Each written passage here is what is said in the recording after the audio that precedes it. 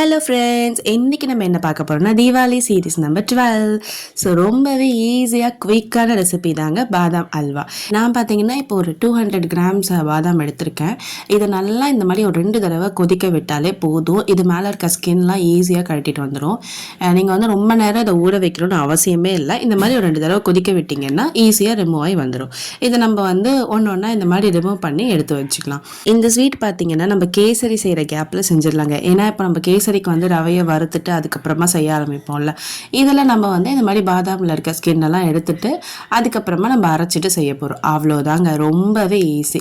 இது எல்லாத்தையும் இந்த மாதிரி ஸ்கின்னை ஃபுல்லாக ரிமூவ் பண்ணிவிட்டு எடுத்து வச்சுக்கலாம். இப்போ இந்த பாதாமில் நான் கொஞ்சமாக பால் ஆட் பண்ணிக்கிறேன். ஒரு 200 கிராம் நான் எடுத்திருக்கேன். இதில் வந்து ஒரு டம்ளர் அளவுக்கு இல்லைனா ஒரு 1/2 டம்ளர் அளவுக்கு விட்டு அரைச்சி எடுத்துக்கலாம். ரொம்ப ஃபைன் பேஸ்ட்டாக அரைச்சிடாதீங்க. கொஞ்சம் குறப்பாக இருந்துச்சுன்னா சூப்பராக இருக்கும்.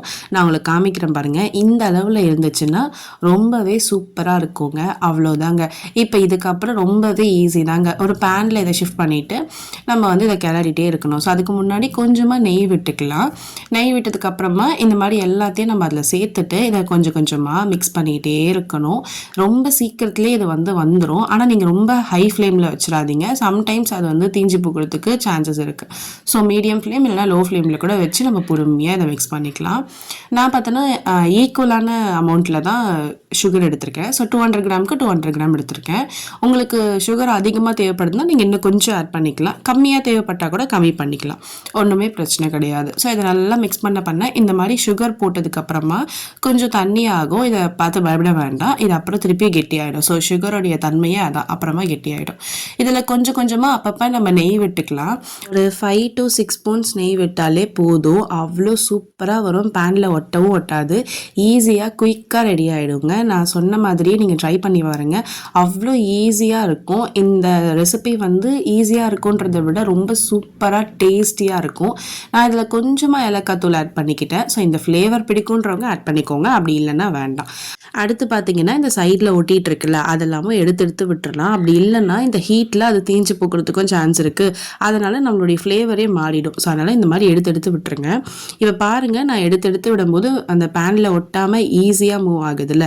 கரெக்டான கன்சிஸ்டன்சி. இப்போ ஒரு பிளேட்டில் இந்த மாதிரி நெய் தடவிட்டு நம்ம ஊற்றும் போது லேயராக வருதுல்ல, இந்த மாதிரி ஃபார்ம் ஆகணும். அப்போ பர்ஃபெக்டாக அல்வா வந்து ரெடி ஆகிடுச்சுன்னு அர்த்தம். ஒரு ஸ்பூனில் வந்து கீ அப்ளை பண்ணிவிட்டு இந்த மாதிரி ஸ்ப்ரெட் பண்ணி விட்டுட்டு கொஞ்சமாக கார்னிஷ்காக நான் வந்து பாதாம் ஆட் பண்ணிக்கிறேன்.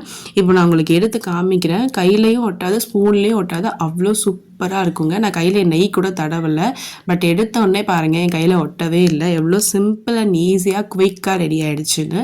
இதை நம்ம வந்து இன்னும் கொஞ்சம் அழகாக கொடுக்கணும்னு பார்த்தீங்கன்னா இந்த மாதிரி ஒரு பேப்பரில் அழகாக இந்த மாதிரி இதில் வச்சுட்டு ஃபோல்டு பண்ணிட்டா எல்லாரும் ஒரு பேக் எடுத்து சாப்பிட்டுக்கலாம். ஸோ ரொம்பவே ஈஸி. அது மட்டும் இல்லாமல் ரொம்பவே குயிக்காக பண்ணுற ரெசிபி. ஸோ நீங்களும் இந்த தீபாவளிக்கு இதை செஞ்சு பார்த்துட்டு எப்படி வந்துச்சுன்னு கமெண்ட் பண்ணுங்கள். இது மட்டும் இல்லைங்க, நான் வந்து இன்ஸ்டண்ட்டான அதிரசம், அதுக்கப்புறம் வந்து ட்ரெடிஷ்னலான அதிரசம், அதுக்கப்புறம் 2 வகையான முறுக்கு போட்டிருக்கேன். சுபியம், அதுவுமே வந்து ஸ்டஃபிங்ஸ் டிஃப்ரெண்ட்டாக கொடுத்து வச்சுருக்கேன். இதெல்லாம் விட ரொம்ப ஈஸியான ரெசிபின்னு பார்த்தீங்கன்னா பயத்த மாவு லட்டு. ஸோ அதுவுமே போட்டிருக்கேன். ரொம்ப சூப்பராக இருக்குங்க. அதுக்கப்புறம் ஜாங்கிரி, பெப்பர், காராசேவ், இந்த மாதிரி நிறைய போட்டிருக்கேன். ஸோ என்னோட சேனலை சப்ஸ்கிரைப் பண்ணிட்டு பாருங்கள். லைக் பண்ணுங்கள், ஷேர் பண்ணுங்கள், சப்ஸ்கிரைப் பண்ணுங்கள். பாய்.